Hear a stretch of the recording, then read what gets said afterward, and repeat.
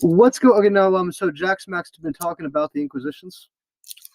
Well, I think he epitomizes a inquisitor, of someone who would probably take your ass out if he disagreed with you on a stake. So Who I is guess yeah. Go ahead. who is Jack Smack? This may come as a Yeah, no, surprise. he's an ultra fundy Baptist on YouTube. It's not too intelligent, but okay, kind of like the guy, kind of like the people you've met that have mouths bigger than their brains, right? That's basically who Jack Smack is.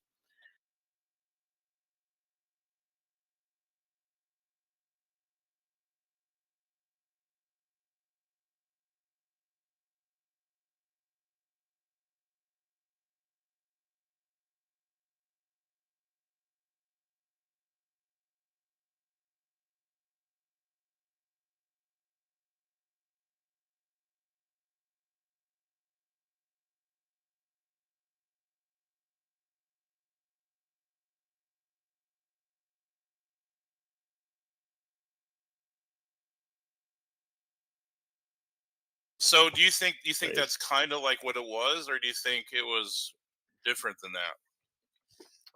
that? Much different than that. Like again, a lot of how about a lot of the nuance about history gets lost in translation and pop culture, especially like when you have especially when you have earlier parties that are invested in propaganda. But essentially, like the evils of the Inquisition, the idea that you just be kind of captured, kind of tortured for a confession, and then sort of executed at the stake.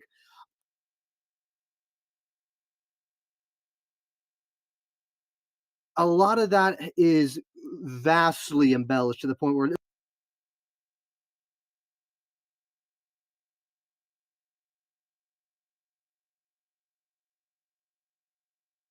it's essentially a lie. Whereas the Spanish Inquisition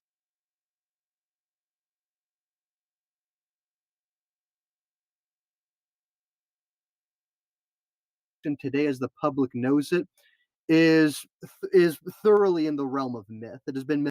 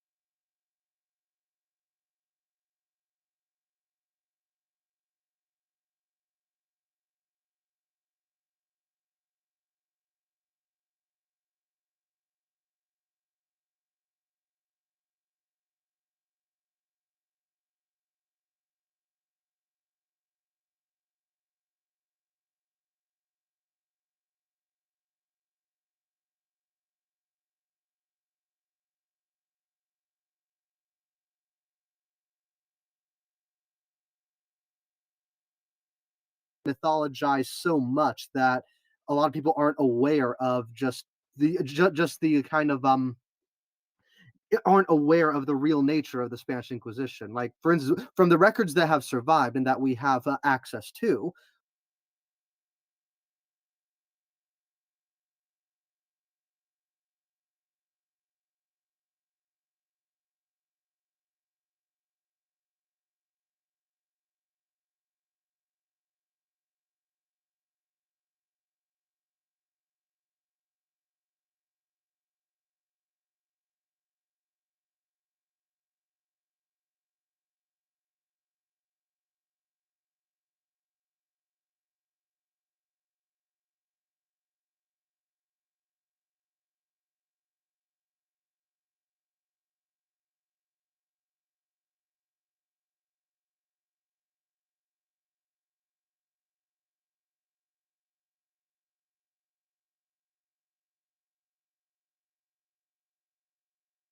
we actually have like records of defendants being tried in the inquisitionary courts, right? Yeah. And they are there because they intentionally committed blasphemy. Like they would usually say like GC or GD, right? There's a reason for that because oftentimes they were kind of indicted on more serious crimes, usually kind of like theft, break and entering, sometimes brawling, right? And they would add heresy onto their charges so that their cases could be tried in inquisitional courts because secular courts were actually who actually had far less far less legal restraint. Like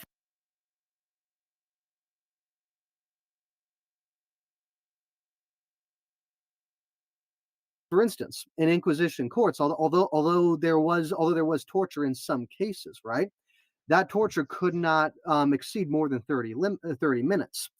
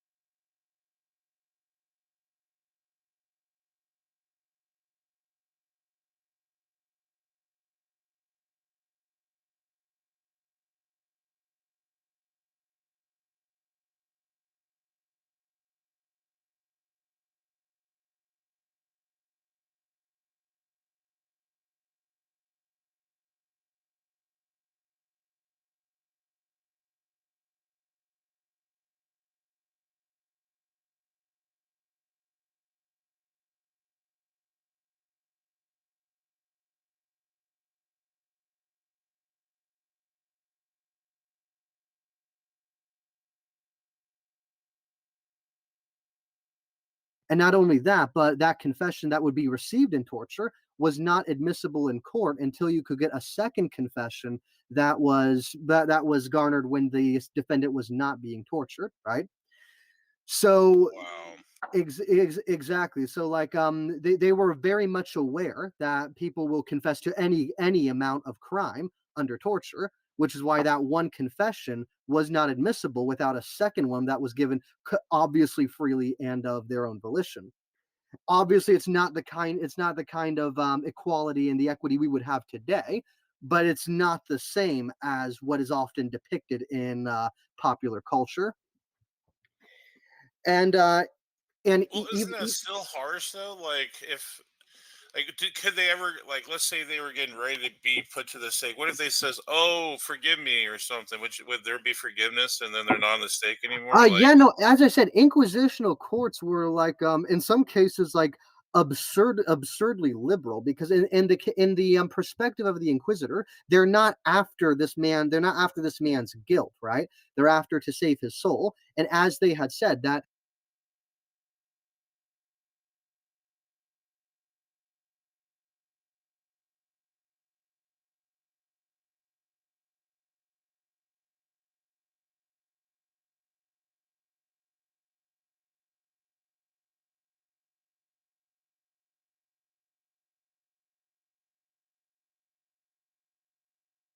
whenever they have to put someone to death, they consider that a defeat because yes, they've killed this man, they might have removed that heresy from their society, but they have lost his soul, and that's what they're trying to earn. That's what they're trying to win.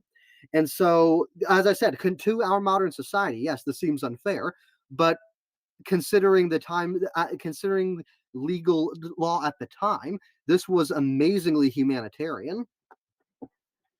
And so, like, This is horse shit, bro.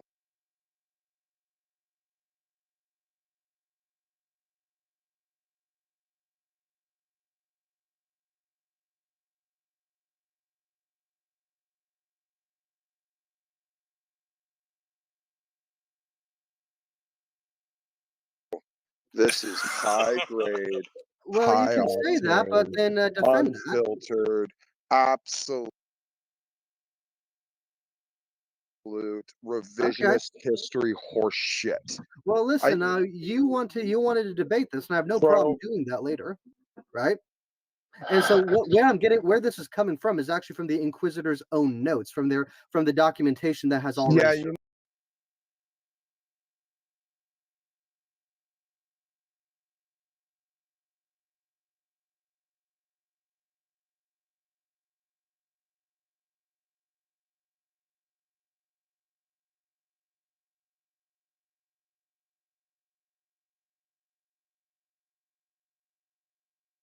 you know what also came from notes of political leaders at the time was a whole bunch of beseeching to the Spanish government, the two leaders at the time,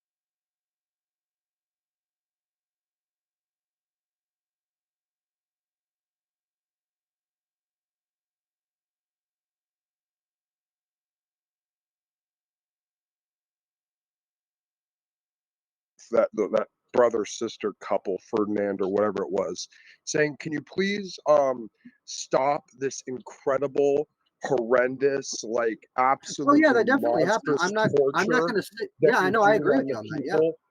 Mhm. Oh, And no. they're like, "No, it's good for our political power. We're going to keep torturing people because the crown and the church are one, and therefore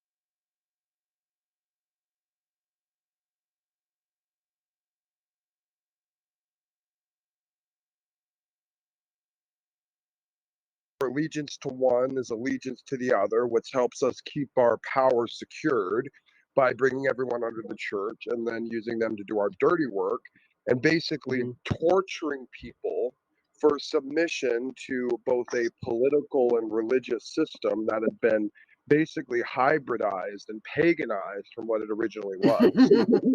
I'm Alright. not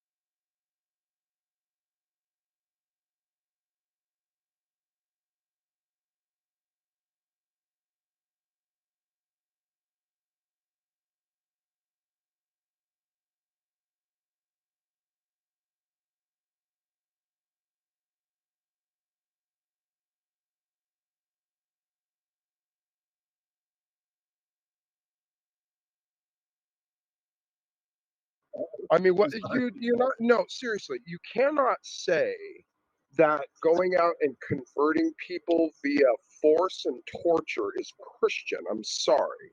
Oh Like, yeah, I'm no, I not agree. gonna. Even the church themselves had said that forced conversions are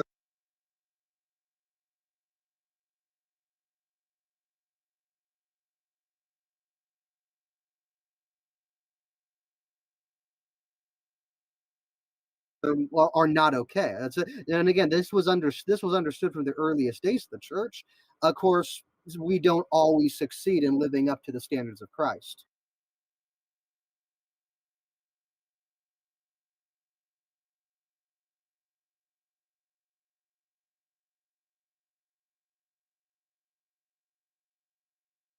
I'm not going to say that. I'm not going to say that we've always lived up to our moral Hey man, standards. that's not failing to meet the standard. That's going in the opposite direction, as I far as don't. I'm Yeah, I don't concerned. deny, of course. Yeah. My point is though, like, and again, I don't deny that the Spanish Inquisition was kind of bad, starting off, no doubt.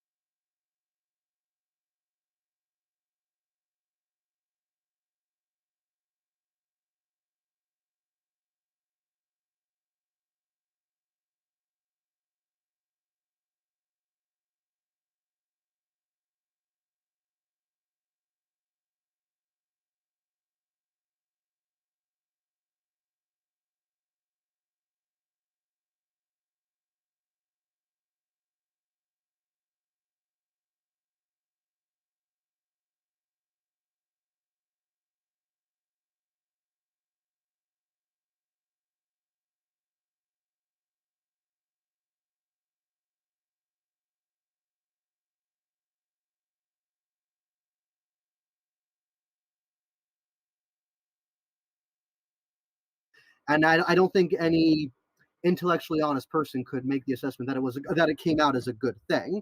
But as time went on, Well, right, Jim, what you saw was kind of the secular powers themselves started kind of losing more authority, and it became more kind of it became more of a it became more, how would I say this? It became much more in the court of the church rather than the state, and you can even see this by the time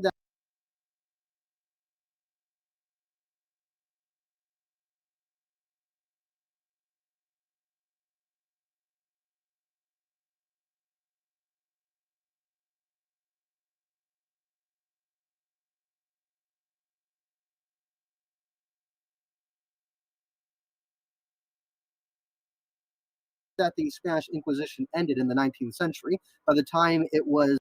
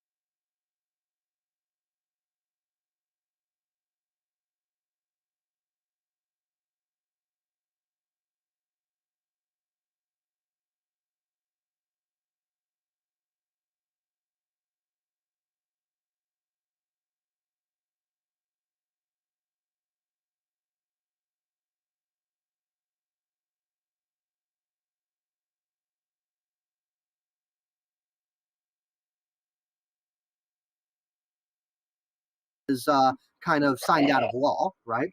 What you had is the church was trying cases where it was essentially blasphemy laws. Oftentimes, you'd have like people that kind of were and why did so that many kind of like how to put it broke the Sunday fast, or and people why that committed blasphemy. By the time the 19th century rolled around, you saw the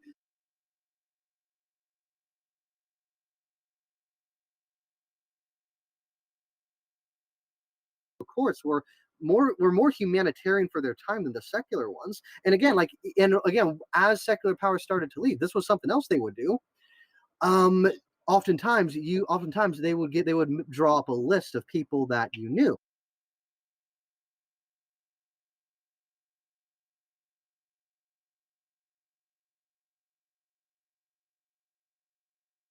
Systems today, no doubt. But for the time,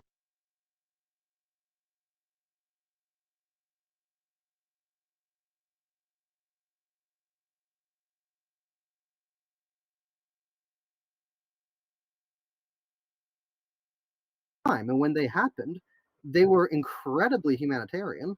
Like for instance, I completely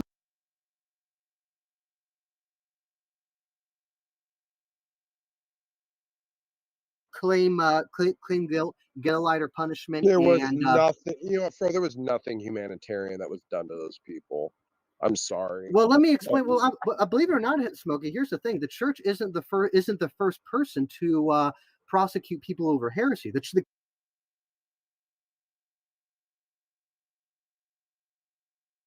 Because again, prosecuting people for heresy was not what the church wanted. It was actually secular governments that began that. And it started in Germany, or at least in like France and Germany. And when they did, there was no legal recourse. When you were accused, the government killed you, usually, right? And the reason being is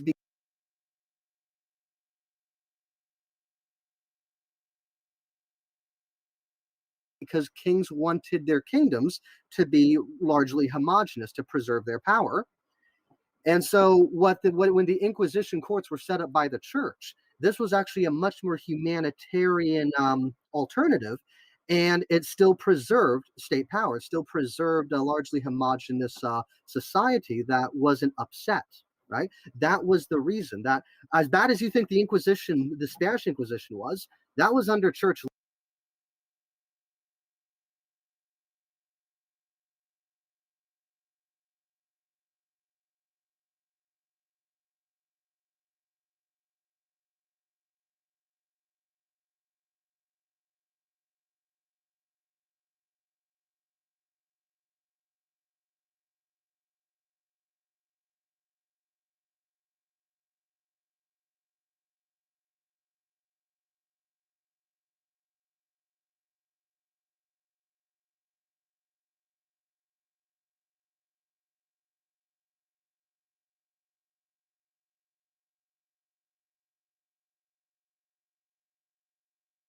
Claim guilt, get a lighter punishment, There was and nothing, there was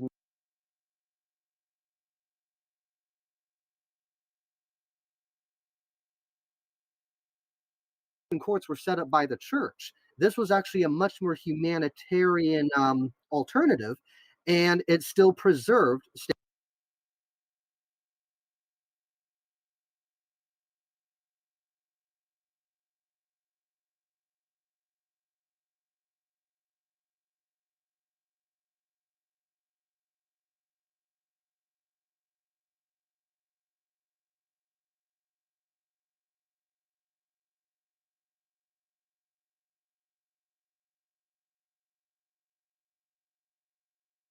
Okay. People probably heard of the St. Valentine's Day massacre, or no, St. Bartholomew's Day massacre, and so what happened there is the systematic massacres of Huguenot Protestants, of Huguenot Protestants, and there.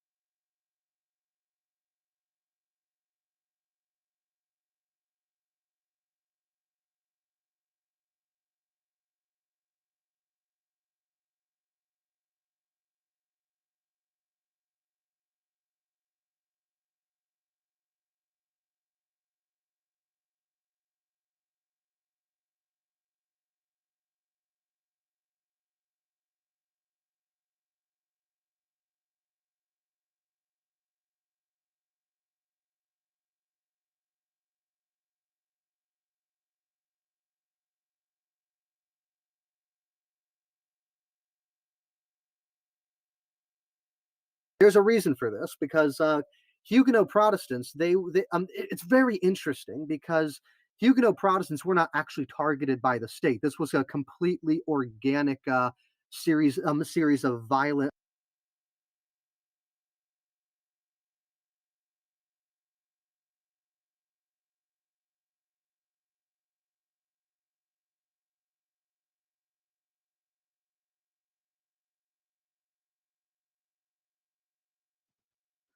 Yeah. Now, as far as like what's the what's the term? I was gonna say something, but my brain isn't working right now. I forgot.